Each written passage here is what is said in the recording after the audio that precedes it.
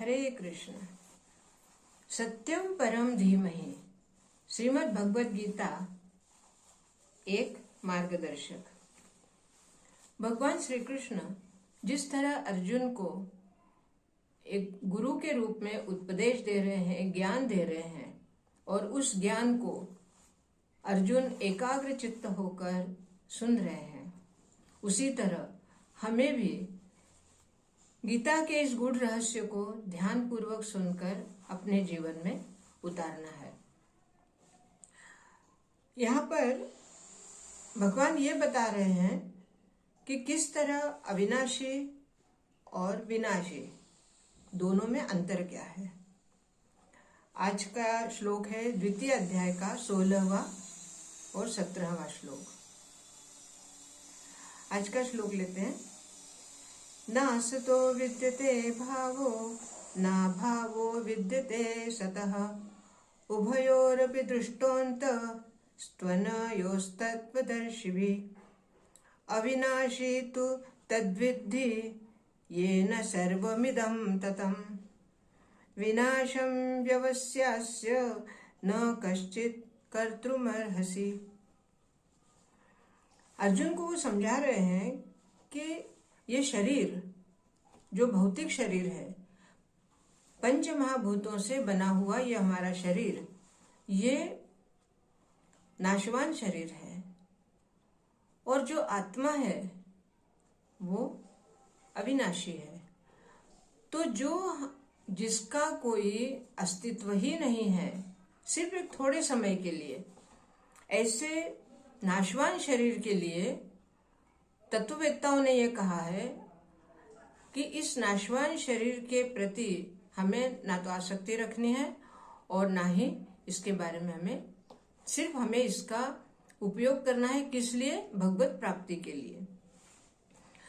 तो यहाँ पर भगवान श्री कृष्ण मनुष्य रूप में होने की वजह से उन लोगों को भी महत्व दे रहे हैं जिन तत्ववेत्ताओं ने, दार्शनिकों ने इसके बारे में बातें कही है, अर्थात ऋषि मुनियों के बारे में बात कर रहे हैं वो, कि अविनाशी इस आत्मा को समझो। क्योंकि जो शरीर हमें मिलेगा, या जिस शरीर में जैसा भी शरीर है, उस शरीर में आत्मा अविनाशी है।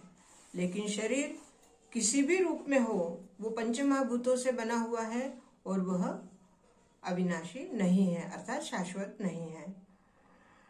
तो बार बार श्री कृष्ण अर्जुन को यही समझा रहे हैं कि जिस तरह इन बातों को, इन शरीर के माध्यम से हमें भगवान की प्राप्ति करनी है, और इसीलिए इस प्राप्ति के लिए हमें जो कुछ करना पड़े वो हमें करना है। लेकिन अब यहाँ एक बात समझ में हमें आती है कि भगवान हमें संदेश क्या दे रहे हैं।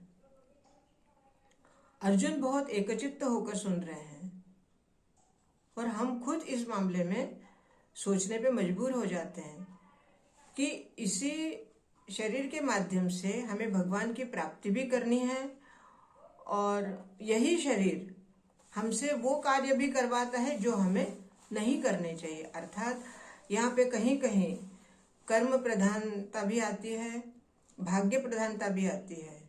लेकिन इन सभी बातों को दूर करके भगवान सिर्फ एक ही बात कह रहे हैं कि हमें उस जो शाश्वत आत्मा है, उस आत्मा के बारे में सोचना है, और उस आत्मा को परमात्मा तक पहुंचाने के लिए हमें क्या क्या करना चाहिए, उसी के बारे में हमें ध्यान देना है। अर्जुन को कह रहे हैं, अर्जुन तुम ये कभी मत सोचना कि जो सामने है, अर्थात युद्ध भूमि में, वो कौन है, वो तुम्हारे क्या लगते हैं। हमें अपना धर्म निभाने के लिए तुम्हें ये युद्ध क्षेत्र में तुम आए हुए हो, और तुम्हें ये युद्ध करना है।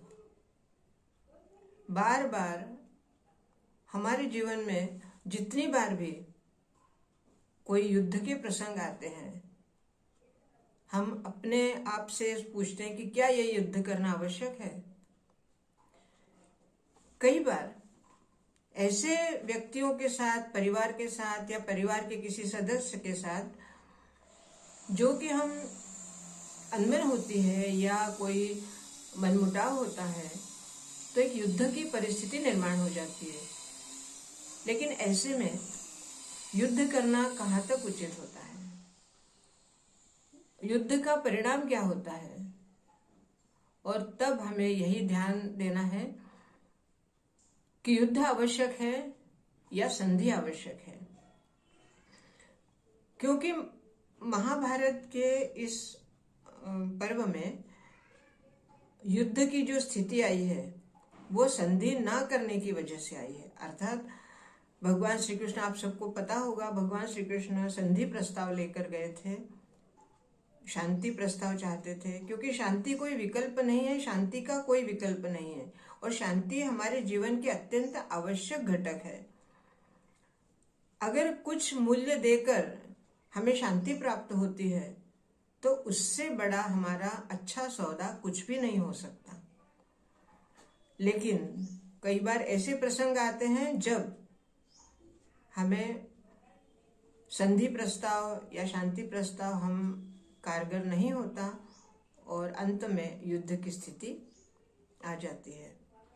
और यही युद्ध की स्थिति में अर्जुन विचलित हो रहे हैं और अब श्री कृष्ण ने गुरु की भूमिका निभाते हुए अर्जुन को ज्ञान देना प्रारंभ किया है कि ज्ञान, ऐसा ज्ञान जो आत्मा और शरीर को विलग करता है, या आत्मा शरीर से कैसे विलग है, या आत्मा का कोई ऐसा नहीं है कि आत्मा को कोई समाप्त नहीं कर सकता। जब भी हमारे शरीर से आत्मा निकल जाती है तो आत्मा के 3 ही परिणाम दिखाई देते हैं और सबसे अच्छा परिणाम है भगवान के चरणों में विलीन होना। तो आत्मा का अंत कभी नहीं होता, आत्मा भगवान के चरणों में विलीन हो जाती है और वही सबसे अच्छी गति मानी जाती है। आज के लिए मैं इतना ही बता रही हूं कि जीवन में अगर कभी भी किसी के भी साथ मनमुटाव हो या कोई मनभेद हो, मतभेद हो, तो उन सबको दूर करने के लिए शांति या संधि सबसे उत्तम विकल्प है और सबसे अच्छा मार्ग है। अगर उस मार्ग से हम अपने परिवारों के, अपने लोगों से या समाज से हम शांति रख सकते हैं तो युद्ध टाला जा सकता है। और अगर आपके जीवन में कभी ऐसी समस्या आए कि युद्ध करना ही पड़े, तो भगवान श्री कृष्ण जैसे गुरु आपके जीवन में आए और आपको मार्गदर्शन मिलता रहे, ताकि आपका युद्ध भी धर्म क्षेत्र बने। वो युद्ध ऐसा ना हो जिसमें आपको भी पछताना पड़े। आज के लिए इतना ही, इस संदेश के साथ कि हमें अपने जीवन में गुरु का मार्गदर्शन हमेशा मिलता रहे। हरे कृष्ण।